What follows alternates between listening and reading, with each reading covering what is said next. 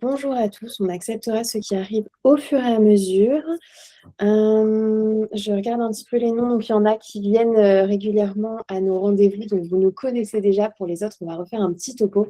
Aujourd'hui, on se voit dans le cadre d'un atelier OC Connect sur les coulisses d'un dossier de certification. L'objectif, c'est de voir ensemble, d'avoir en fait le regard de consultante pour savoir comment ça se passe quand on est accompagné dans le dépôt, dans le renouvellement d'un titre et tout ce qui gravite autour. Donc, si vous êtes porteur de projets dépôt ou renouvellement, n'hésitez pas à poser toutes vos questions au fur et à mesure de cet atelier pour qu'on puisse y répondre. Pour poser vos questions, vous pouvez lever la main, on vous donnera la parole. Vous savez aussi le fil de discussion. Et puis, avant de laisser la main à nos intervenantes du jour, je vais très rapidement nous présenter au sein de Digiformat Certif et de me présenter. Pour ceux qui ne me connaissent pas, je m'appelle Léa Rousseau. J'ai une double casquette chez Digiformat Certif, à la fois chef de projet, partie commerciale, marketing du logiciel, donc qui est un logiciel de gestion des certifications professionnelles qui fait partie du groupe Digiformat. Et je suis également responsable de la communauté des certificateurs OC Connect, que vous pourrez rejoindre avec grand plaisir pour ceux qui n'en font pas encore partie. Et au travers de cette communauté, on organise, avec nos 3 invités du jour, des webinaires réguliers sous format un peu atelier collaboratif sur différentes thématiques qui régissent le quotidien des certificateurs. Voilà pour ma part. Mesdames, si je peux passer mon écran, hop, je vous laisse peut-être vous présenter à votre tour. On va faire dans l'ordre. On va faire dans l'ordre. Du coup, ça commence par moi. Bonjour, je suis Camille Lancesseur. Je travaille au sein de l'agence 4 et Associés. On a une double casquette RH et organisme de formation, ce qui nous permet de pouvoir faire le lien entre le besoin des organismes de certification, de pouvoir déployer leur certification, de pouvoir accompagner aussi leurs apprenants à l'insertion dans le marché du travail, et puis la veille et l'observation en travaillant avec les entreprises sur les besoins en compétences qui sont extrêmement sous pression, dirons-nous, en ce moment et pour les années à venir. Donc, c'est toujours très intéressant de faire cet aller-retour. Et évidemment, on accompagne les organismes de formation et certificateurs dans l'obtention et le renouvellement de leurs titres RNCP et RS. Je prends la suite. Donc, Anise Martinan, j'ai fondé Calibus pour accompagner les organismes de formation dans toute leur démarche qualité. Donc, effectivement, depuis la certification Calliope jusqu'au dépôt de certification RS, RNCP, mais également, c'est un gros besoin qu'ont aussi les certificateurs, comment faire vivre leur certification, comment structurer un réseau de partenariat, comment préparer un dossier de renouvellement de manière efficace. Voilà, toutes ces problématiques que les certificateurs peuvent rencontrer au quotidien. Donc, c'est aussi pour ça qu'on va pouvoir échanger tous ensemble aujourd'hui. Je passe la main à Mélanie. Merci. Et donc, Mélanie Cadar, je suis la directrice du pôle Quality and Accreditation de Hedo Advisory, qui est un cabinet de conseil spécialisé dans l'enseignement supérieur, la recherche et la formation, l'éducation au sens large. Donc, on accompagne aussi bien les grandes écoles d'ingénieurs, écoles de management, etc., que des organismes plus spécialisés. Et donc, ça nous permet d'avoir une variété incroyable de sujets parce qu'on touche autant la certification, certification professionnelle avec beaucoup de CRNCP, de RS, etc., que tout ce qui dépend du ministère de l'Enseignement supérieur avec des visas, des grades ou encore des accréditations internationales. Donc, on a un éventail d'actions assez large et sur une clientèle extrêmement variée. Voilà. Eh bien, merci beaucoup pour ces petites présentations. Alors, ce que je vais faire, c'est que je vais passer les slides suivantes, mais je pense que par rapport à d'habitude, je peux vraiment vous laisser la main et driver. Et puis moi, je vous dis s'il y a des questions, etc. Mais je vous donne la main sur ce sujet qui est vraiment le vôtre et pas du tout le mien pour le coup. Alors, c'est vrai que on avait suggéré, c'était le dernier, un webinaire, je vais y arriver, un webinaire que Camille avait fait là, ici sur OC Connect. Et après, c'est vrai qu'on avait échangé sur la pertinence de faire des regards croisés sur le métier de consultant et de comment travailler avec consultant. Et voilà, faisant toutes les 3 parties du COPIL OC Connect, on s'est dit que ce serait sympa. En plus, on a quand même des publics et des façons de travailler différentes, donc c'est chouette. J'allais rebondir là-dessus, justement, peut-être que le point de départ de cet atelier, c'est de constater à quel point Annelise, Mélanie et moi, on est à la fois très spécialisés dans l'accompagnement des organismes de formation pour obtenir et renouveler leur titre. Et en même temps, on a des colorations très diverses. C'est ce qui fait aussi la richesse du Copil d'OC Connect, c'est sûr, mais c'est ce qui fait aussi la diversité des choix de consultants. On s'est aperçu avec le recul et en discutant, et bien que choisir déjà un consultant et travailler avec, c'est comme n'importe quelle activité, quelque chose qui développe aussi des compétences, des choses où le partage d'expérience rend service, parce que comme chaque type de partenariat ou de collaboration, il y a des choses qui facilitent et puis il y a des choses qui freinent la collaboration. Donc l'idée aussi, notre intention, c'est de pouvoir un peu vous ouvrir nos propres coulisses, le recul qu'on a aussi sur nos manières d'accompagner les organismes de formation pour que vous soyez plus aguerris et pourquoi pas pouvoir savoir un peu mieux par rapport à vos besoins ce qu'un consultant peut vous apporter. Je crois que mes collègues ont tout dit et qu'on peut passer à la slide suivante. Comme ça, au moins, on pourra rentrer dans les thématiques qu'on a identifiées. La première thématique, c'est dans quel cas fait-on appel à une consultante? Alors, à une consultante ou à un cabinet, hein. Ça, c'est aussi un choix qui peut être intéressant à prendre en compte pour vous. Vous pouvez travailler avec une personne en direct, hein, c'est voilà, plutôt le cas des consultants indépendants comme moi, ou avec un cabinet comme 4 associés ou Edward Advisory. Donc, vous avez le choix de plusieurs types de structures. Et donc là, c'est vraiment aussi une question de feeling et de comment vous souhaitez travailler. Chaque cas a son intérêt. Donc, au niveau des sujets qu'on va avoir à traiter, là, par contre, je pense qu'on a à peu près un peu toutes les mêmes demandes initiales, pas forcément la même façon d'accompagner, pas forcément la même réponse, mais à chaque fois, en général, ça va être soit des demandes initiales de certification. Donc là, notre rôle, ça va surtout être de s'assurer de la viabilité du projet, de vérifier que vous avez les prérequis, que vous avez bien compris ce que c'est le rôle de certificateur.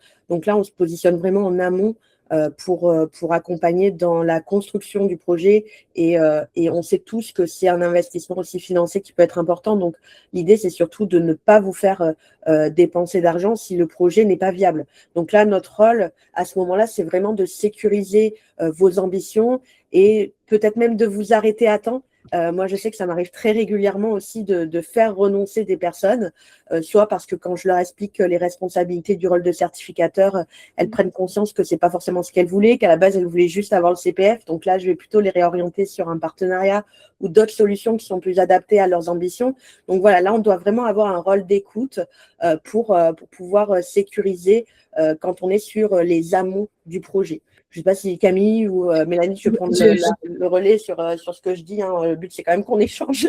Je ne pas te dire oui. Ce qui est hyper important, c'est que je me souviens maintenant, merci Annie, c'est que notre intention aussi, c'était de constater que choisir un consultant, ce n'était pas facile, qu'il y avait un peu de tout sur le marché, étant donné que c'est un marché dynamique, en forte croissance quand même, et que, par exemple, ce que dit Annie est hyper important, il y a des consultants.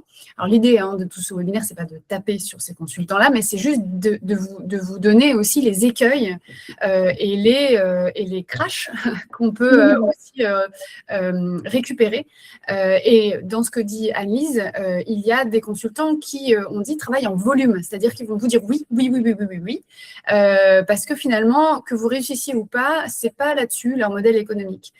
Des personnes comme Mélanie, Annelise et moi, nous avons ce point commun et cette valeur commune avec OC Connect, qu'on ne part pas sur un dossier si on ne pense pas qu'il y a toutes les chances de réussite. On n'a qu'une obligation de moyens, certes, mais nous avons des valeurs et une responsabilité. Annelise le dit aussi super bien, on est dans ces cas-là conseil, c'est ça le rôle premier du consultant. Nous, on vous donne des conseils et vous êtes éclairés logiquement par nos conseils pour prendre vos décisions les plus pertinentes possibles. Et l'un des conseils les premiers conseils qu'on donne à une première demande, c'est de vous faire prendre conscience de ce que c'est que de devenir organisme certificateur, quand bien même vous avez un dossier qui a toutes les chances. Parce que derrière, il y a quand même un engagement et pas mal de choses qui peuvent faire office de douche froide quand on n'est pas éclairer aussi là, sur cette réalité Et d'ailleurs, pardon, mais je rebondis là-dessus, ça peut d'ailleurs faire l'objet d'une mission, hein. Parfois, ça peut être juste la stratégie de certification. Parce que là, on parle de nouveaux projets. Il y a aussi les cas de renouvellement. On a aussi les cas de après-refus. Alors, il y a eu une grande vague après 2022, n'est-ce pas, où on a récupéré tout plein de dossiers qui étaient refusés parce que les critères d'évaluation ont changé du côté de France Compétences. Enfin, voilà, il y a un problème avec le dossier, soit la norme change et donc il faut se réadapter et réapprendre les nouveaux codes et à bien faire. Donc, il y a ça. Et bien sûr qu'on peut aussi faire des missions juste de faisabilité ou de stratégie de dépôt par rapport à des formations existantes ou par rapport à des souhaits d'évolution d'un organisme de formation ou d'une école. Quand on parle des demandes les plus fréquentes et des missions attendues, il y a aussi cette question. Pour moi, il y a deux choses à analyser. Et Mélanie, je suis intéressée que vous rebondissiez dessus après. C'est pour nous ce qu'on voit beaucoup, c'est soit des OF qui se rendent compte qu'ils n'ont pas la capacité de monter en compétences en interne suffisamment rapidement par rapport à leurs objectifs. Et ils demandent donc à des personnes comme nous qui sommes aguerris à cet exercice-là de les aider pour monter en compétences aussi, parce que tout au long du travail collaboratif, il y a cette transmission de compréhension des attendus de France Compétences, de comment on utilise comment on monte telle et telle pièce du dossier, etc. Et puis, il y a aussi la notion de temps, parce que ça prend énormément de temps. Et que parfois, du coup, le panel des organismes de formation et certificateurs du coup, parce que le renouvellement demande autant de temps que l'obtention du premier titre, que ce soit des petits OF ou que ce soit des groupes, la notion de temps, elle est partagée, puisque évidemment, c'est le mal de l'époque, on en manque tous cruellement. Et donc, c'est une manière aussi de soulager les équipes et de se soulager soi-même et de rendre possible un projet qui a besoin d'être mobilisé, de mobilisation. Moi, je rebondis sur ce que tu dis, Camille, effectivement. Alors, autant il y a des grosses structures qui ont des personnes internalisées dont va être le métier de gérer le portefeuille de certification, autant ça reste quand même relativement rare. Et du coup, sur des besoins ponctuels comme ça, où on a un projet, où on a une demande de renouvellement, où on a des choses qui sont assez ponctuelles, et donc où on n'est pas tout le temps dedans, et où finalement, ça prendrait tellement de temps de se mettre à jour des exigences de France Compétences, effectivement, ça peut être intéressant d'avoir un appui. Cet appui peut être juste de la relecture, du conseil, de la formation, jusqu'à effectivement de la réalisation, mais tout est possible. Et là, vraiment, il faut que vous que vous trouviez quelqu'un qui s'adapte à votre besoin et aussi à vos moyens. Parce que forcément, on le verra plus tard, on en parlera, mais selon la charge de travail qui est confiée, c'est forcément pas le même budget. Et donc là, c'est bien de pouvoir avoir plusieurs solutions en fonction de ses capacités aussi. Mélanie, tu veux rebondir sur les groupes, sur ce qu'a dit Annelise par rapport aux groupes? Alors sur les groupes, pas tant que ça, non, j'ai rien, enfin, j'ai pas forcément ajouté. En revanche, par rapport à cette histoire d'être à jour, et on l'a, en fait, c'est assez marrant parce que ça fait 2 fois dans les derniers mois où j'ai des clients qui habituellement gèrent leur propre portefeuille ou leur propre dossier RNCP et qui là disent on se sent dépassé, là on a besoin d'aide et viens nous accompagner, quoi. Et ce qui me fait juste faire un petit parallèle avec ce que disait Annelise en introduction par rapport à cabinet versus consultant solo. Juste redire qu'avec un cabinet, vous travaillez quand même avec une personne sur le dossier. Enfin, il y a quand même un suivi. Un interlocuteur. Un interlocuteur sur un dossier. C'est juste que parfois, ça peut nous donner un petit peu de flexibilité par rapport à la charge de travail ou les choses qui arrivent, ou les spécificités et les spécialisations, expertise des différentes consultantes. Chez nous, on n'est que des femmes. Par rapport au dossier. Je voulais juste fermer la petite parenthèse là-dessus pour ne pas avoir l'impression qu'avec un cabinet, on va être trimballé d'une consultante à l'autre. C'est vrai, c'est important. J'ajoute quand même, du coup, par rapport au groupe, et c'est de plus en plus vrai qu'il y a aussi des choix. C'est-à-dire qu'il y a des équipes en interne c'est certain. Mais selon la charge, selon l'effectif qui est responsable du portefeuille de clients, il y aura aussi une impression de manque de temps. Et puis, de manque d'être à jour, comme le dit extrêmement bien Mélanie, parce que quand même, il faut rappeler que depuis le décret, depuis la loi 2018 et le décret 2019, pardon, il y a eu des allers-retours de France Compétences sur les critères, etc. Donc, c'était déjà dans cette première phase difficile de savoir un peu sur quel pied danser de temps en temps. Et puis là, par exemple, récemment, avec le décret de juin 2025, il y a énormément de choses qui ont changé, que ce soit pour les titres RNCP ou pour les titres RSCH. Et donc, cette prise de recul que nous avons à force de brasser des différents cas de figure et d'en faire notre quotidien et toutes nos discussions, nous pouvons justement apporter cette prise de recul récemment. On a discuté avec un groupe qui s'était organisé totalement en interne pendant plusieurs années. Aujourd'hui, faisait le choix totalement inverse. Pour certains titres, parce qu'ils se rendaient compte qu'à force d'avoir le nez dans le guidon, sur toujours les mêmes types de secteurs, sur leur propre bébé, en fait, ils n'arrivaient plus à être performants et avoir l'esprit critique qu'il faut au moment des renouvellements, et ils mettaient en danger leur certification. Donc, ça peut être aussi un avantage. Juste sur le groupe, je réagis parce qu'on a eu aussi une demande, et je pense que c'est, peut-être qu'on parle du même, je ne sais pas, mais en tout cas, un groupe qui a sollicité, je sais, plusieurs consultants, ou plusieurs cabinets en tout cas, aussi parce que c'est pas tant qu'ils faisaient en interne, c'est qu'ils externalisaient sur tout le temps le même cabinet, enfin ils travaillaient tout le temps avec le même cabinet, et ils ont eu aussi envie de découvrir d'autres méthodes de travail et vérifier que leur propre process, méthodologie, enfin challenger un petit peu ce qui était fait jusqu'à présent. Parce qu'ils ont aussi vécu des échecs, comme beaucoup de groupes d'ailleurs. Et voilà, il y a une démarche aussi comme ça qui est, c'est pas parce qu'on travaille tout le temps avec quelqu'un qu'à un moment donné, on ne peut pas se dire, ok, c'est bien, ça marche, peut-être que là, nos derniers dossiers sont passés un peu limite. Ouais. Ok, peut-être que ça se sclérose et qu'on peut tenter autre chose, quoi. Bien évidemment que si vous avez des succès systématiques, enfin, on ne cherche pas une équipe qui gagne, comme on dit, donc allez pas chercher des bêtises, enfin des problèmes, je veux dire. Oui, et je ne sais plus si on en parlera après, donc je le mentionne et puis on y reviendra, mais Annelise le disait, à parler de relecture, à parler de différents types d'accompagnement. Vous verrez que, et si on ne vous le dit pas, vous ne pouvez pas y penser, vous ne pouvez pas le savoir, il y a vraiment différentes manières d'accompagner quand on est consultant. Il y a des personnes qui font beaucoup travailler leurs clients, il y a d'autres personnes qui prennent tout en charge, comme c'est notre cas. Il y a des moments où il y a des relectures. Il y a vraiment une granularité importante dans la manière d'accompagner. Et ça aussi, c'est intéressant que vous ayez l'œil, que vous regardiez qu'est-ce qui vous va bien à vous.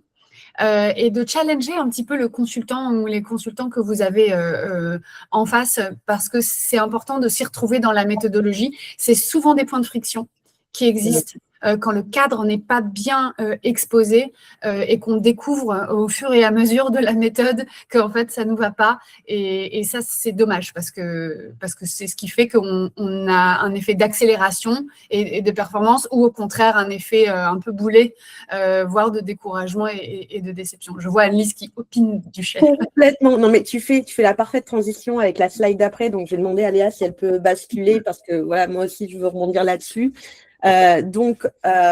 Effectivement, prenez le temps. Déjà parce que ce sont souvent comme je disais tout à l'heure, des coûts. Donc, on sait que ça peut avoir, selon aussi la taille de votre organisme, beaucoup de répercussions. Donc, c'est important de prendre le temps avant de partir. Je pense qu'il n'y a aucun consultant au cabinet qui s'offusque que vous puissiez faire plusieurs propositions pour vous décider, et c'est super important de le faire.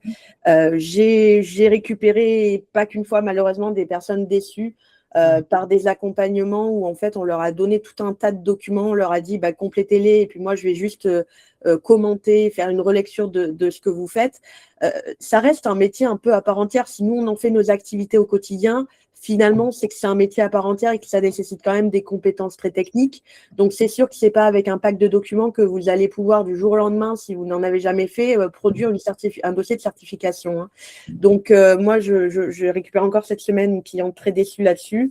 Et voilà, donc je vous invite vraiment pour éviter des écueils, pour éviter des problèmes, des litiges, je vous invite vraiment à comparer les offres, à regarder les méthodologies.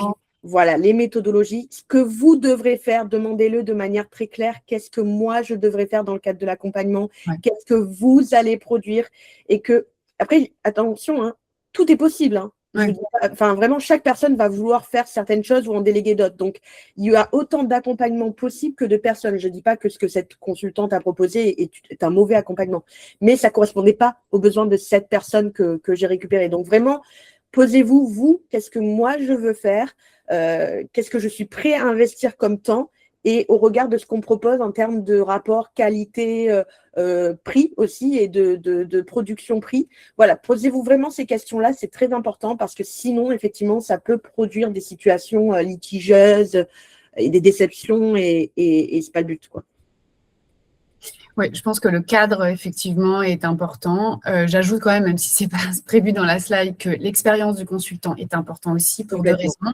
D'abord, il y a des consultants, nous, on a récupéré non pas seulement des personnes qui étaient déçues de la méthodologie, mais carrément des personnes qui se sont fait, à mon sens, arnaquer, puisque je vous donne juste un exemple, une personne qui a déposé un dossier et le consultant ne lui avait pas dit qu'il fallait déposer 2 promotions. Donc, bah oui, on a l'air de dire, ah bon, mais comment c'est possible? Ben oui, c'est possible parce que quand on donne toute sa confiance au consultant et que le consultant se présente comme quelqu'un d'aguerri alors qu'il ne l'est pas, c'est là où c'est compliqué. Donc, c'est aussi important. Et puis, une deuxième raison, parce que ça peut être aussi tout à fait des gens professionnels et sincères et honnêtes, mais qui n'ont pas forcément l'expérience par exemple, d'un type de secteur. Bon, nous, on est généraliste, par exemple, même si on a un ADN de métier support, on est généraliste, mais on s'est on a rapidement mis en place, par exemple, des task force pour des métiers très particuliers qui demandent une expertise. Parce qu'à un moment donné, qui fait tout fait rien. Donc ça aussi, challenger les consultants sur leur zone de confort, ce qu'ils ont l'habitude de faire comme type de dossier. Est-ce que c'est des niveaux 6, des niveaux 7? Est-ce que c'est plutôt des niveaux 4? En fait, ça ne veut pas dire qu'il ne peut pas répondre à votre demande, mais sur les endroits où il n'est pas si habitué que ça, est-ce qu'il en a conscience qu'il n'est pas habitué de travailler ce type de dossier? Est-ce qu'il le dit volontiers? Et qu'est-ce que lui, il a comme moyen, parce qu'on est sur, à nouveau, une obligation de moyens, qu'est-ce qu'il a mis en place comme moyen pour pouvoir répondre à ça? Ça, je pense que c'est aussi un gage de sérieux que vous pouvez aller chercher auprès des questions. Ouais. Mais de l'autre côté, je dirais qu'il ne faut pas non plus s'attendre à des miracles. C'est-à-dire que même si on produit l'intégralité du dossier, qu'on a la maîtrise technique, qu'on sait aussi mobiliser des plateformes d'information ou voire des professionnels pour justement, quand on est sur des secteurs un petit peu particuliers, enfin nous, on a travaillé vraiment sur des choses très, très variées. C'est ça qui est passionnant aussi avec le RNCP. Mais si l'organisme ne fait pas un minimum d'efforts d'aller, de donner déjà une data qui soit exploitable pour les données d'insertion, d'avoir un projet quand même assez cadré, et puis de nous mettre en relation avec des professionnels quand on le demande, parce que ça nous est arrivé aussi. On aime bien interroger des professionnels quand c'est un métier qu'on ne maîtrise pas, et pas qu'un professionnel, parce qu'il y a plusieurs réalités dans un métier. Donc, voilà, on aime bien en parler, mais si l'école ne nous fournit pas de nom, là, tout de suite, ça peut être plus compliqué. Il en va de même pour les lettres. On aime bien renforcer les lettres, même les dossiers, même pour un RNCP, avec des lettres des attestations. Voilà, des attestations, mais autant pour les certifiés que pour les employeurs, en fait, qui peuvent démontrer l'utilité et la valeur d'usage d'une certification. Ça, c'est pareil, c'est pas à nous de le faire, en fait. Et non, il n'existe pas de modèle de lettres. Qu'on se le dise. Voilà, parce qu'un modèle de lettres, il va être envoyé à plusieurs entreprises. L'entreprise va bien gentiment remplacer le blanc par son nom et signer. Au final, on va avoir 3, 4, 5, 6 lettres totalement identiques. Donc, non, on peut vous aider à comprendre les attentes d'une lettre. En revanche, il y a quand même un petit peu de travail à fournir de votre côté là-dessus. Je pense que, Alice, je peux rebondir et puis après, si tu souhaites prendre la parole. Il y a deux choses qu'ouvre Mélanie en abordant ce sujet-là. La première chose, c'est qu'effectivement, selon les types d'accompagnement, nous, on s'est rendu compte que quand, dans notre cadre justement de départ, on ne mentionnait pas explicitement ce qu'on appelle aujourd'hui les temps forts de mobilisation, eh bien, il y avait une crispation de la part de nos clients de se dire ben, comment ça, là, vous nous demandez d'être disponible. Ce que je comprends, parce que moi, je pars du principe que si on ne pose pas bien le cadre, on a une responsabilité dans l'incompréhension et dans le sentiment déceptif que peut avoir notre client. Donc aujourd'hui, on a clairement dans nos documents, quand on montre un petit peu comment on accompagne, les endroits où on sait que vraiment on ne peut pas faire sans l'organisme de formation, quand bien même on se targue, entre guillemets, de prendre vraiment en main et en charge les gros du dossier. Donc, on dit explicitement où est-ce que nous, on n'intervient pas, notamment, par exemple, la manipulation des données, c'est trop sensible, on n'y touche pas, on l'analyse, mais on ne touche pas à votre tableau de placement. Il y a des temps forts, justement, les analyses de placement, à un moment donné, les éléments de contexte, il y a des choses qu'on ne peut pas comprendre puisque vous avez normalement le devoir de comprendre, de connaître vos promotions, de savoir qu'est-ce qui s'est passé dans leur secteur d'activité. Et nous, ça nous permet, évidemment, avec ce qu'on connaît déjà et avec les recherches qu'on peut faire, de croiser les sources, c'est-à-dire vos sources internes et puis les sources que nous, on peut aller voir en documentation, et aussi les interviews en entreprise pour donner du contexte, puisque c'est une des demandes explicites et impératives que demande France Compétences, c'est d'avoir des éléments de contexte. Donc, par rapport à ça, nous, on ne peut pas inventer grand-chose. Et puis, il y a le deuxième sujet qui est depuis le décret. Et nous, aujourd'hui, tous nos clients, on les appelle un par un pour leur donner notre version du changement du décret. C'est un véritable pilotage, ce que France Compétences appelle aussi la valorisation de la certification entre les deux, c'est-à-dire entre le moment où vous obtenez la certification et le moment où vous renouvelez. Pourquoi ? Parce que les tableaux dont parle Mélanie, les tableaux de placement, il y a des enquêtes qu'on ne fait plus à la dernière minute. C'est trop dangereux. On découvre les chiffres, on découvre que les écarts sont injustifiables, on découvre s'il y en a qui ont des partenaires, des comportements de partenaires qui sont frauduleux alors que vous êtes responsable du contrôle. On pourrait vous faire des milliards d'anecdotes de ce qu'un organisme certificateur découvre quand il fait à la dernière minute. Déjà avant, c'était pas souhaitable. Aujourd'hui, je pense que c'est vraiment une mise en danger de votre certification.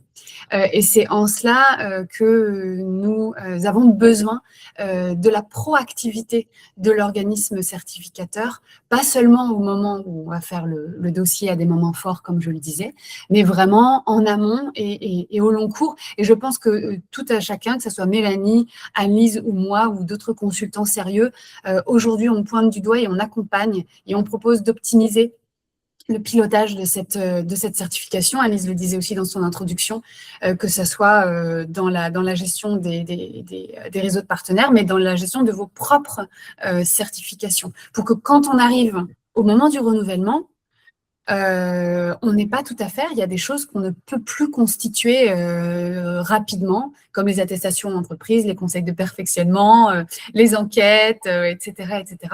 Donc, voilà, ça fait aussi partie de notre mission. Oui, je suis complètement d'accord avec tout ce que vous avez dit. Je rajouterais, n'hésitez pas à demander l'historique des titres que la personne, le consultant ou le cabinet a déjà enregistrés. Ça peut vous permettre de voir justement la diversification, les réussites, est-ce que c'était que des RS, des RNCP, quels étaient les niveaux, les secteurs d'activité. Voilà. Et puis au passage, si vous avez besoin d'interroger d'anciens clients aussi pour vous faire une idée sur le travail de la personne ou du cabinet, c'est peut-être des éléments de vérification à envisager. Donc voilà, si vous avez besoin d'être sécurisé aussi et de ne pas vous engager avec des coûts qui peuvent être importants avec des personnes et pour éventuellement être déçus par la suite, prenez aussi ce temps-là d'études et de vérification. C'est important. Ce sont des missions qui ne se font pas en 3 jours. Hein. On n'a pas vraiment parlé du temps que ça prend, mais voilà, l'idée, c'est quand quand même, si on veut faire quelque chose de sérieux, ça prend du temps, c'est une relation sur la durée.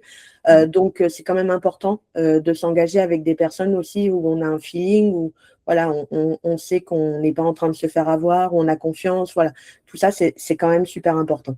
C'est hyper important ce que tu dis, Annelise. Ah, vas-y, Mélania. Non, j'allais juste dire que la vérification de référence, c'est pas toujours simple quand même, parce qu'on a des clients qui veulent pas forcément que ça sache qu'ils ont été accompagnés, etc. Alors, on peut donner des titres et des noms comme ça, rien. La vérification de référence, moi, pour ma part, j'ai jamais proposé et on me l'a jamais demandé. Mais c'est vrai que c'est vraiment quotidien et je tiens à jour.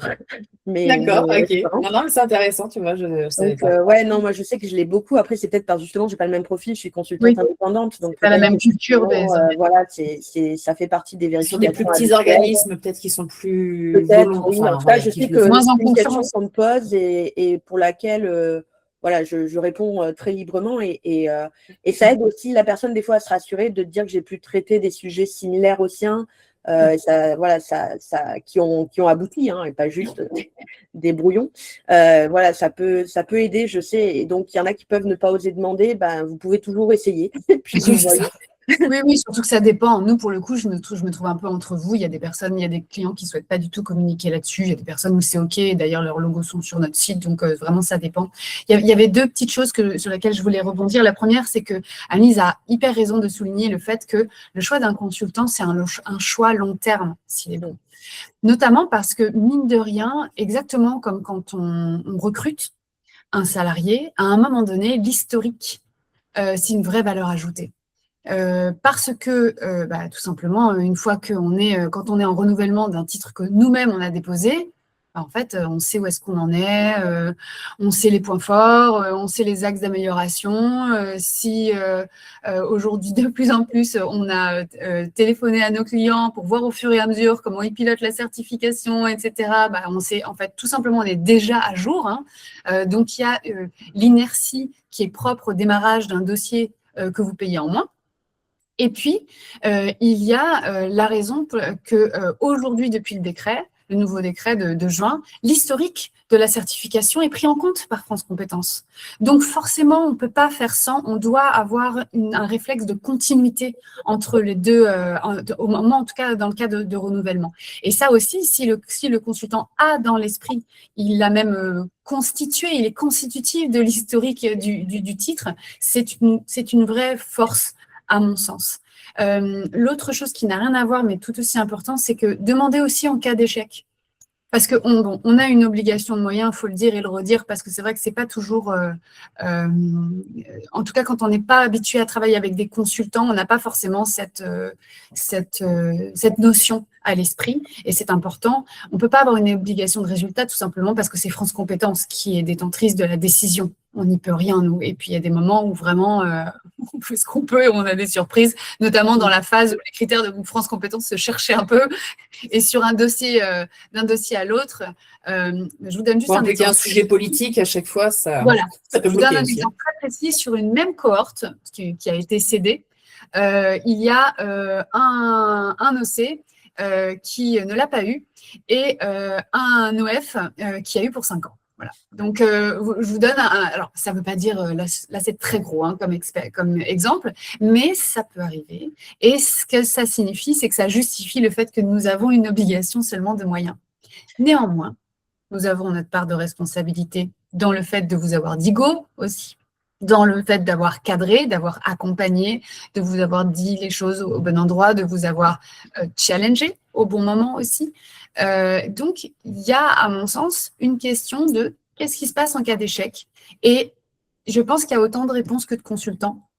Et la bonne réponse sera celle dont vous avez besoin. Voilà. Mais il y a beaucoup de consultants dont vous n'entendez plus parler, plus de son, plus d'images, à partir du moment où ils sont accompagnés jusqu'au dépôt. Et puis après, vous vous débrouillez. Si vous avez un appel avec France Compétences pour expliquer ce qui ne va pas, il n'est pas là, etc. Et voilà, c'est important de demander aussi. Camille, c'est super important. Et je pense que c'est aussi un bon indice quand, dès le premier rendez-vous, le cabinet ou le consultant vous parle de la suite, c'est-à-dire des issues possibles. S'engager. Alors, j'en vois qui vendent du résultat j'en connais des pratiques. Bon, le refus, ça existe même pour les meilleurs d'entre nous. Il n'y a aucun consultant en France qui peut se targuer de 100% de réussite du premier coup, ça n'existe pas. C'est très suspect. Donc, voilà, c'est très suspect. Voilà, donc, n'hésitez pas à demander les taux de réussite et puis surtout, qu'est-ce qui se passe? Qu'est-ce qui se passe en cas de refus? Qu'est-ce qui se passe en cas d'ajournement? Qu'est-ce qui se passe en cas de validation? Que le consultant puisse vraiment vous présenter les différents cas de figure. Le refus, ce n'est pas une fin en soi. Ça ne veut pas non plus dire que le travail a été mal fait. Je sais parce que des fois, j'ai des personnes qui m'appellent, oui, j'ai été accompagnée, j'ai eu un refus, est-ce que vous pouvez regarder? Mon premier réflexe, ce n'est pas de taper sur la concurrence en disant que forcément, il a été mal accompagné pour essayer de récupérer le dossier. Certainement pas.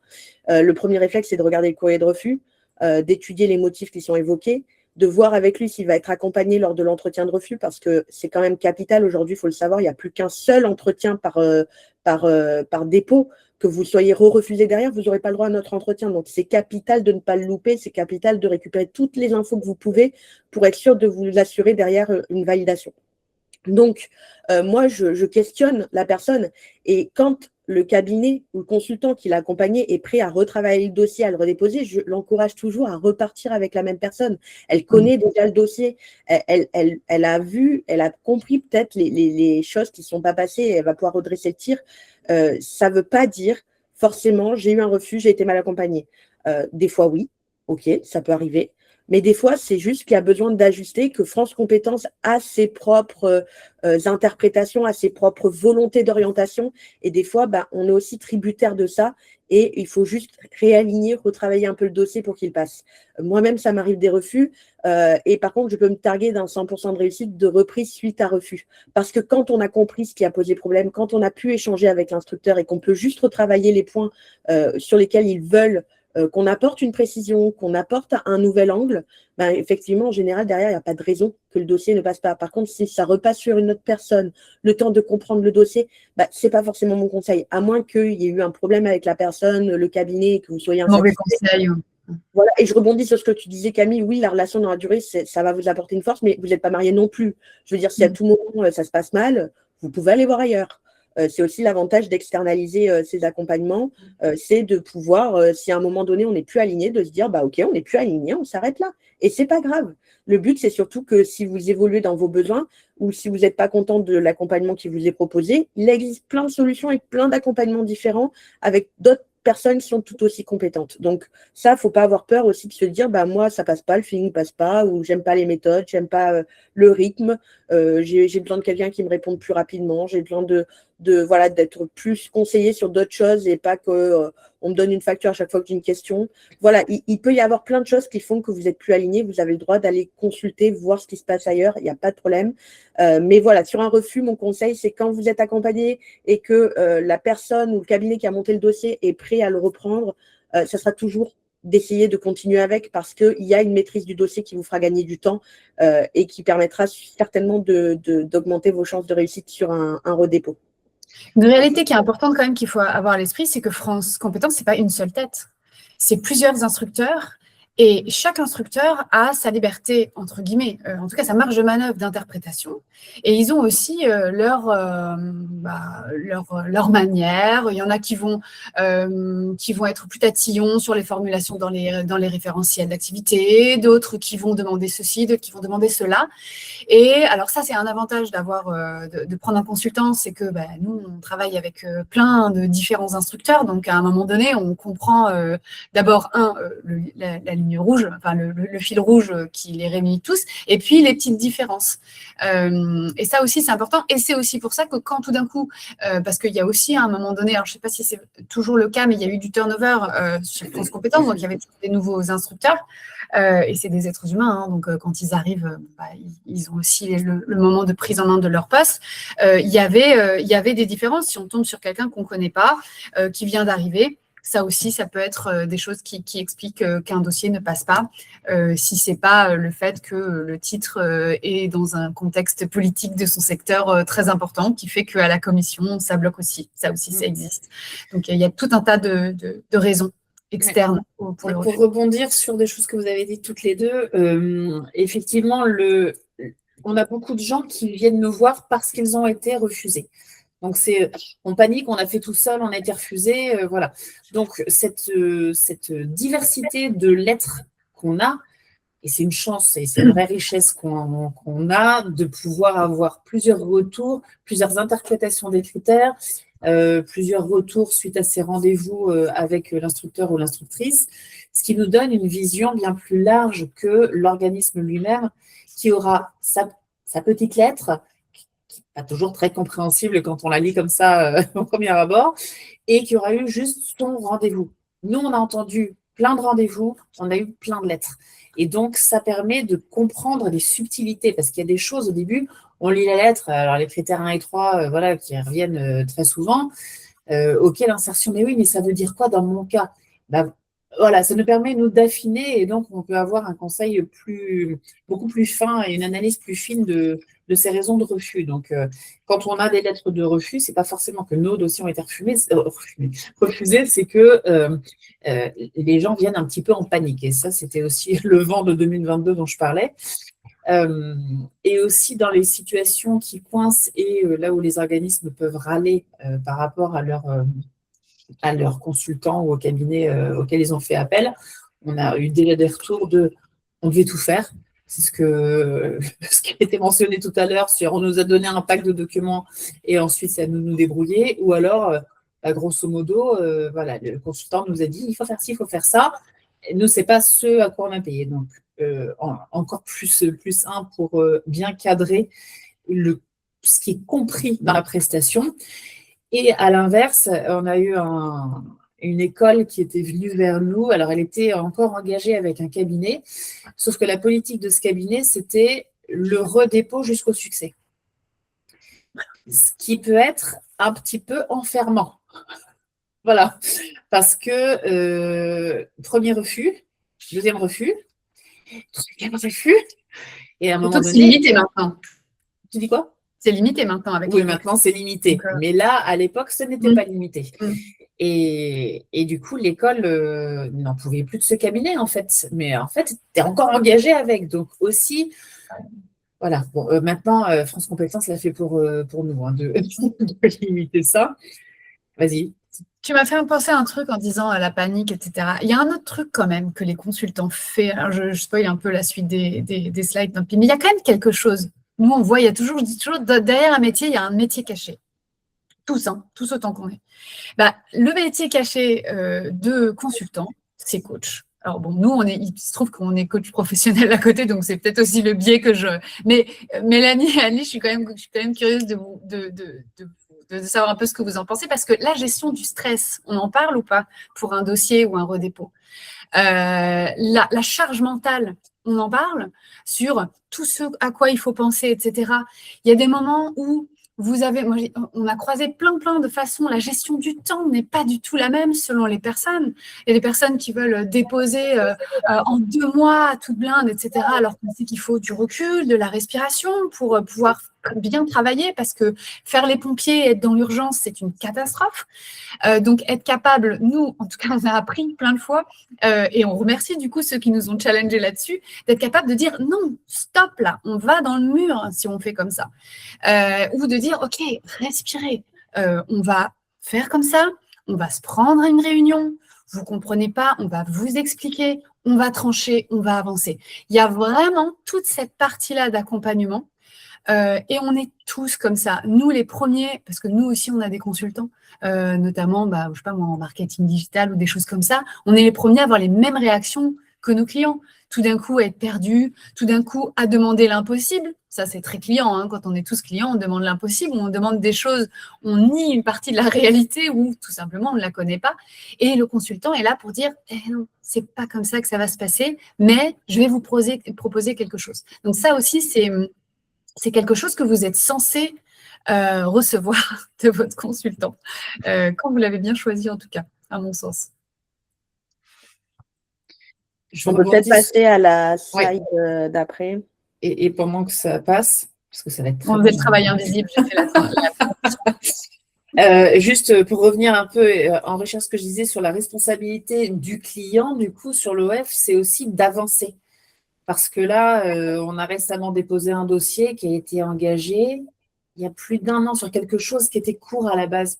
Et c'est aussi le rôle du client Si on demande de valider quelque chose, soyez réactifs. Enfin, on a des choses qui traînent aussi. Et là où on n'est pas des faiseurs de miracles, c'est qu'on ne peut pas venir à votre place. Et oui, vous avez d'autres priorités. Oui, vous avez d'autres charges à gérer. Mais si vous voulez quand même que cette collaboration soit efficace et pérenne, faites votre part aussi juste en validant les échéances qui ont besoin de l'être, quoi.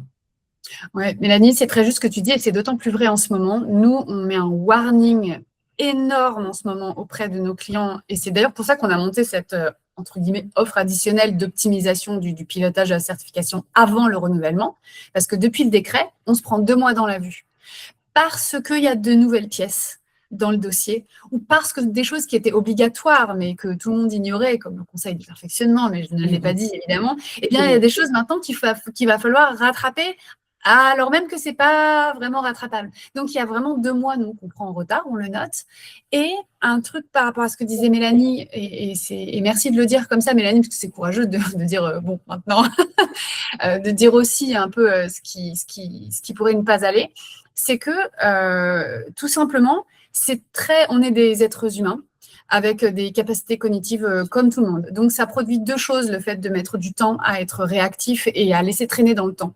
La première, ça crée du découragement pour le consultant.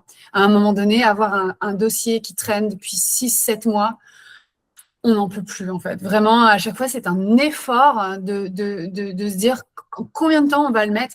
Et ça n'a rien de personnel avec le client, peu importe, on peut adorer ce client. C'est le dossier en lui-même qui vraiment prend une tournure très, très désespérante, quoi, démotivante. Et la deuxième chose, c'est que cognitivement, ça prend beaucoup d'énergie de se pencher sur un dossier parce qu'on est vraiment à fond. On est plongé totalement parce qu'une des choses qu'on fait, c'est qu'on s'assure de la cohérence de toutes les pièces. Comment peut-on, sur quelque chose qui a un effet de traîne, pouvoir vraiment se replonger à chaque fois? On perd du temps. Donc, quand on est payé en régie, vous payez le temps. Hein. Puis quand on est payé en forfait, c'est nous qui ne sommes pas très, très motivés, pas très contents parce qu'on finit par perdre des sous. Et puis, cognitivement, c'est laborieux et c'est vraiment propice à faire des erreurs parce que l'attention baisse au fur et à mesure que le temps passe sur un même dossier, à revoir et revoir des détails, à recoordonner les choses, parce que c'est une histoire de coordination et de cohérence. Donc, il ne faut pas faire le pompier, mais il ne faut pas non plus faire les vacances à la plage, quoi. Voilà, il y a une espèce de demi-mesure à trouver, le bon rythme à trouver entre les deux. Oui, tu as tout dit. Et puis faites attention aussi à la bonne parole, j'ai envie de dire. Comment dire, enfin, si vous avez quelqu'un qui vous dit oui, on va pouvoir faire ça en 1 mois, oui, nanana. Moi, je sais qu'il y en a qui sont prêts à tout pour signer avec vous. À un moment donné, il y a aussi, je le disais tout à l'heure, mais ça prend du temps de faire un bon dossier. Donc, si des fois on vous dit je me suis pris en retard pour mon renouvellement, j'ai besoin de quelqu'un qui va le déposer en 1 mois ou en 15 jours, et qu'on vous dit oui. Enfin, si c'est pour avoir un dossier bâclé qui passe pas à la fin, c'est pas le but non plus. Donc, sollicitez plusieurs personnes et soyez aussi à l'écoute si on vous dit quelque chose qui ne vous plaît pas, à savoir que il va peut-être falloir décaler la date, quitte à se retrouver pendant une période sans certification ou sur un premier dépôt si ça ne correspond pas tout à fait à vos attentes, parce qu'il faut le temps de consolider l'ensemble des preuves pour avoir un dossier qui tient la route.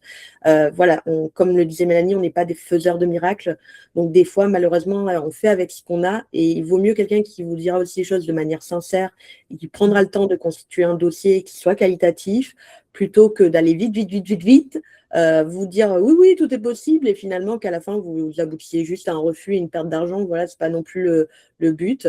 Donc, prenez le temps de discuter avec la personne, posez toutes les questions qui vous viennent. Vous assurez aussi qu'en termes de timing, vous avez une vue. Je pense que c'est pareil pour vous, mais moi, je donne systématiquement un rétro-planning très détaillé de qui fait quoi. Voilà, c'est quand même super important d'avoir cette visibilité-là, d'avoir conscience des choses que vous ne pouvez pas déléguer. Il y a des choses qu'on pourra faire à votre place, il y a des choses qu'on ne pourra pas faire à votre place, et c'est super important de pouvoir le visualiser. Donc, vraiment le cadrage du projet est primordial et cette période-là, elle est super importante pour que vous sachiez exactement ce que vous allez payer et à quel prix et que vous puissiez comparer des offres sur des critères en fait, parce que finalement, sinon, il y a tous les prix et voilà, on ne sait pas trop quoi choisir. Demandez d'avoir quelque chose d'assez détaillé sur qui fait quoi pour pouvoir prendre votre décision en connaissance de cause. Puis renseignez-vous auprès d'autres OF aussi, s'ils se font accompagner, par qui, enfin, cherchez à obtenir des références. Et OC Connect est parfait pour ça, parce que c'est un espace où il y a vraiment de tout. Ouais. Donc, allez-y, profitez du Slack et des échanges. Je vais aborder un petit sujet qui pique. Annelise m'y a fait penser, et puis toi aussi, Mélanie. Et voilà, c'est important parce que on va dire que c'est un écueil dans lequel un organisme de formation peut sincèrement tomber. Donc, c'est pas un reproche, mais c'est en tout cas quelque chose vraiment qu'on peut souvent expérimenter, c'est que quand on n'a pas l'habitude de travailler avec des consultants et qu'on a l'habitude plutôt d'être en équipe, salarié, etc., eh bien, on peut, sans s'en rendre compte, avoir une attitude qui fait qu'on prend le consultant comme un salarié, c'est-à-dire comme quelqu'un qui est dédié au dossier tous les jours, du lundi au vendredi. Ce qui est logique quand on a une expérience seulement d'entreprise. Le métier de consultant, il a ceci de particulier qu'il a plusieurs clients. Donc, il a une manière de gérer son temps très... alors, tous les consultants, alors même si chacun a sa façon de faire, c'est pas ce que je dis, mais en tout cas, on va tous se reconnaître dans ce que je dis, c'est que on n'a pas que un client. Donc, on n'a pas que vous. Je sais, ça fait pas forcément très plaisir. Même moi, quand je suis cliente avec un consultant, j'aime pas vraiment qu'on me le dise. Mais c'est important. Mais si on vous demande de respecter ça, ça veut dire aussi que quelque part, on garantira, si on a par ailleurs, en plus de vous, des clients qui sont très preneurs, on garantira aussi votre espace de travail qu'on vous dédie. C'est important de le voir aussi comme ça parce que si on se permet de dire à un client, écoutez, là, en fait, là, vous nous sollicitez beaucoup, sauf que là, maintenant, on est sur un autre dossier qui est en dernière ligne droite et c'est très important parce qu'il y a des échéances. Vous savez aussi que de la même manière, on défendra l'intérêt de votre titre et de vos certifications auprès d'autres clients. Donc, il y a vraiment aussi, intéressez-vous peut-être à la manière, à la réalité du consultant qui vous donnera un éclairage sur ces différents comportements qui peuvent peut-être vous échapper si vous n'avez pas en tout cas cette expérience-là déjà. Ou voilà. Ça, c'est aussi important. Et vous aussi à votre feeling. Je sors un peu du cadre, mais on a tendance à ne pas écouter sa petite voix interne. Je trouve que c'est quand même super important. On peut sentir les gens. Voilà, donc c'est important de vous fier aussi à votre feeling quand vous parlez avec la personne. Est-ce que vous vous sentez à l'aise? Est-ce qu'il y a un petit truc qui fait que pour l'instant, c'est pas encore OK? Écoutez-vous, c'est super important. Vu qu'on est sur un travail effectivement qui est intense, qui est long, enfin, ça dépend des fois, mais quand même, on n'est pas sur un travail de 3 semaines. Donc, on va quand même avoir besoin d'échanger beaucoup ensemble. Donc, c'est important que ça matche. Et moi, je sais qu'à titre aussi, dans l'autre sens, ça m'est arrivé de refuser des clients parce que ça ne matchait pas aussi. Donc, c'est quand même super important que la relation, elle fonctionne pour qu'on arrive à faire du bon travail. Okay. Moi, ce que je vous encourage à faire aussi, c'est des débriefs. Un jour, je me souviens avec un client, on avait 3 titres en 3 mois. C'était le fameux client qui nous a bien appris. Et parce que pour des raisons honorables, on a pensé qu'on y arriverait. Alors, on y est arrivé, tant mieux. Mais à quel prix? Et en fait, ça a créé de part et d'autre une expérience pas que positive, quand bien même le résultat l'a été. Et on a décidé de débriefer. Outre le caractère courageux de la chose, parce que souvent, c'est juste, au revoir, et puis on ne sait pas si on se rappelle, et puis quel dommage, parce qu'en fait, on est juste des êtres humains, et on a débriefé, et on s'est dit les choses, et aujourd'hui, c'est toujours notre client. Et en fait, ce qui fait que quand on redémarre, on sait dans quelles conditions on est bon ensemble. Et parfois, il faut du temps aussi pour dire, OK, là-dessus, on s'est trompé. Soit parce que c'est pas agréable de le dire, soit parce qu'on a besoin de recul, tout simplement, pour s'en rendre compte. Et ce qui est chouette, quand on fait cet effort de construire une relation, parce que pourquoi elle n'aurait pas plus de soins, elle ne demanderait pas plus de soins qu'une autre relation, que ce soit dans le domaine privé ou autre. Il y a des moments où on a juste besoin de se débriefer pour mieux se connaître et se dire, OK, là, c'est non, ou au contraire, là, c'est oui et c'est super, merci. Et ça fait que ça construit la relation dans le temps et ça la rend plus solide et plus sécure. Et c'est plutôt une économie d'énergie que d'avoir ce genre de relation. C'est complètement primordial de communiquer, mais de toute façon, dans toutes les relations humaines, j'ai envie de dire. Complètement. Si on avance sur la slide qui est en face de nous, parce que le temps passe, l'air de rien. Donc, le travail invisible. Alors, justement, qu'est-ce qu'on paye quand on paye un consultant? Franchement, qu'est-ce qu'on paye? Alors, on paye du conseil.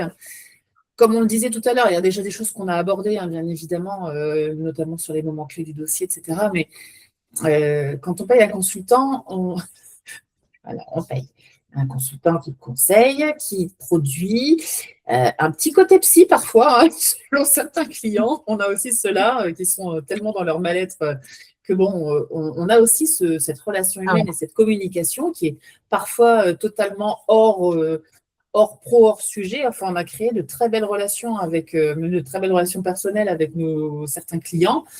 Pas tous, hein, il y en a, comme disait Annelise, ça passe moins. Et puis, voilà, donc on n'est pas juste dans la tâche, en fait.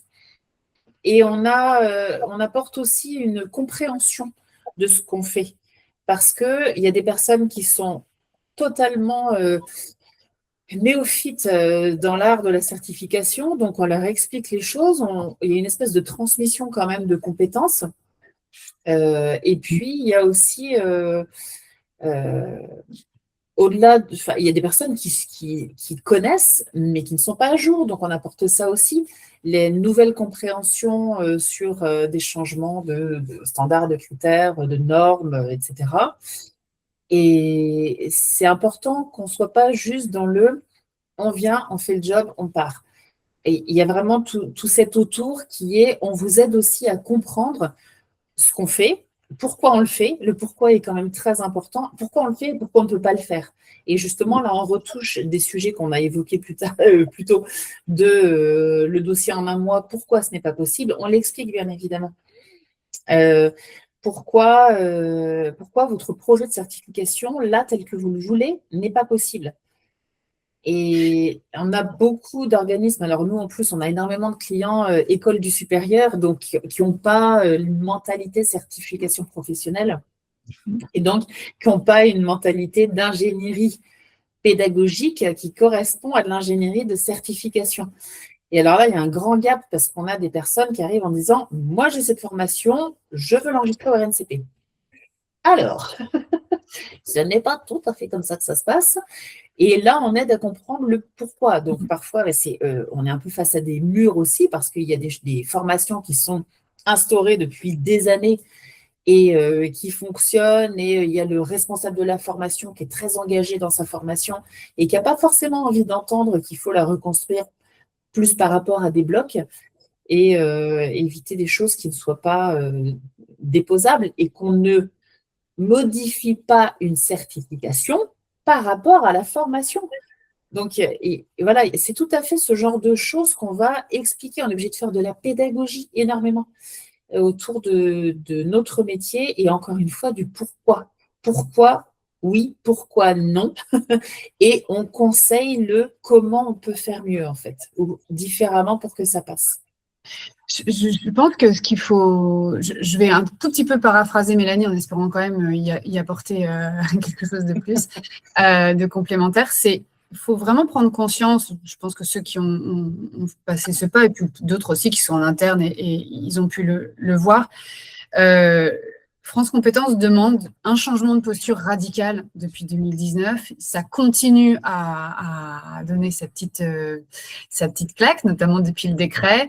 S'il y a une vraie professionnalisation de l'organisme certificateur, et par professionnalisation, on entend des activités, une activité autonome, ça pourrait, d'ailleurs, c'est un de mes projets de faire le RS de l'organisme certificateur pour montrer à quel point c'est une activité autonome que de piloter une certification qui demande du coup un certain nombre de compétences. Il y en a que vous avez, que vous connaissez, il y en a que vous avez que vous ne connaissez pas, il y en a que vous n'avez pas. Et le consultant vous permet réellement de monter en compétence si vous avez une attitude proactive aussi, parce que, un peu comme le disait Mélanie, vous allez récupérer du travail invisible selon votre attitude, tout simplement. Et ça, c'est la première chose. Donc, il y a vraiment une valeur de montée en compétence là-dessus. Et puis, dans la partie psy-soutien, il y a une très grande valeur, notamment dans des situations où l'organisme de formation, l'organisme certificateur, connaît un dysfonctionnement, dont l'interlocuteur qui se charge de la certification en paye le prix. Souvent, on dit un consultant, c'est un fusible. Parce que tout simplement, nous, on voit les dysfonctionnements, on protège nos clients de leur propre organisation, sans rentrer dans les détails, parce que c'est important aussi de savoir que c'est un partenariat. On dit « on » quand on parle de la certification, quand bien même on n'appartient pas légalement à l'organisme de formation, et on dit « on » pour faire équipe et corps avec la personne, parce qu'on sait que c'est dur, on sait que c'est difficile, et on connaît évidemment tous les dysfonctionnements des organismes de formation parce qu'on les connaît, parce qu'on est aux premières loges en fait. On a le pied dedans et le pied dehors qui permet justement une vraie respiration et un vrai accompagnement de ce point de vue-là. Bon, ben, je pense que Léa, tu peux mettre la dernière slide. Moi, je pense qu'on a à peu près tout dit. Après, oui. Vas-y. Non, j'allais dire, est-ce qu'on a bien répondu au moment clé? Il me semble qu'on en a parlé de plusieurs. Mais juste pour les résumer, on peut parler vraiment de la prise de contact qui va être de bien vérifier, bien cadrer le projet et vos attentes de la part d'un consultant et aussi la manière de fonctionner et de travailler du consultant. Après, ça va être l'avancée du dossier, d'être réactif par rapport aux demandes du consultant pour que les choses puissent se faire dans le temps que vous avez validé, n'est-ce pas, en validant le devis. Et puis après, c'est bien évidemment le dépôt, enfin juste avant dépôt, tout revérifier. Et puis, une fois qu'on a appuyé dessus, et un moment fort aussi de la certification, c'est quand, du travail avec le consultant, c'est quand il y a la décision qui tombe, qu'elle soit positive ou négative, c'est quelque chose, on échange dessus. Donc, moi, je sais que, je pense que tous les consultants, et même s'il y en a dans nos auditeurs, on a le nez sur France Compétences, les jours de commission ou les lendemains de commission. Et dès qu'on voit un client qui est passé, moi j'en vois ou j'appelle, enfin voilà, c'est quelque chose qui se célèbre. Si on ne voit pas un nom qu'on attendait, on envoie un petit message en disant « Ok, peut-être que c'est pas ça, si vous recevez une lettre dans les jours qui viennent, tenez-nous au courant et on en échange après. » Enfin voilà, ce moment-là se célèbre aussi d'une manière ou de l'autre. Je pense que c'est le bon mot de la fin. Merci Mélanie. Je voulais juste dire une chose, c'est que vous êtes dans un endroit qui s'appelle OC Connect, qui a eu la bonne idée un jour de créer un espace d'échange, voyant aussi le besoin d'échanger, parce que c'est de ça dont on parle depuis le début du webinaire. Récemment, Léa a eu la bonne idée et la gentillesse de choisir, et Mélanie, Annelise et moi. Je pense que ça s'est vu tout au long du webinaire, on s'entend très bien. Pour vous donner les coulisses des coulisses, nous n'avons pas préparé le contenu de ce qu'on allait dire. On a préparé, bien entendu, l'intention de ce qu'on voulait vous apporter, la structure qui a permis à Léa, et merci d'avoir mis en forme ce PowerPoint, cette présentation. Mais au final, moi, j'observe, je vois la fluidité avec laquelle nous avons mené ce webinaire. Ça démontre aussi d'abord, on a plein de colorations, encore une fois, donc plein de manières de choisir des consultants, et que en face de vous, vous avez 3 consultantes qui sont capables, je vais arriver à conjuguer mon verbe, qui est capable de s'écouter, de rebondir et d'être complémentaires. Et c'est ça aussi le secret des consultants, c'est qu'on est tout le temps dans une écoute active et dans un questionnement qui apporte des réponses, mais qui n'oublie pas de continuer de se poser des questions pour alimenter la progression et l'amélioration continue de nos accompagnements respectifs. Voilà, c'est ce qui fait qu'en tout cas, je me sens tout à fait alignée avec Annelise, Mélanie et Léa. Merci Camille. Tu as tout dit. Merci d'avoir participé à ce webinaire et n'hésitez pas à nous solliciter si vous avez des questions, besoins, incertitudes. Voilà, on reste disponible pour vous conseiller au mieux. Et merci de nous avoir écoutés. Eh bien, merci beaucoup pour tout ce que vous avez partagé. C'était très intéressant. Et puis, je pense que ça aidera beaucoup les porteurs de projets qui nous ont écoutés en live ou qui nous écouteront en replay à se projeter dans tout ça. Je pense que vous avez aussi bien montré la vision de ce qu'on fait sur OC Connect depuis un bon moment maintenant, toutes les quatre. L'objectif, c'est vraiment de monter en compétences, de s'entraider et toujours avec beaucoup de bienveillance.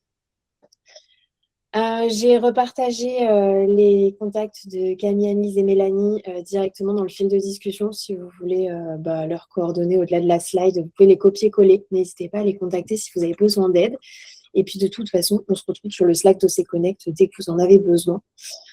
Pour le programme d'avril, je communique dessus dès la semaine prochaine. On va beaucoup parler de tout ce qui est parcours pédagogique, formation, cohérence avec le référentiel de compétences. On va aussi parler d'hybridation de formation.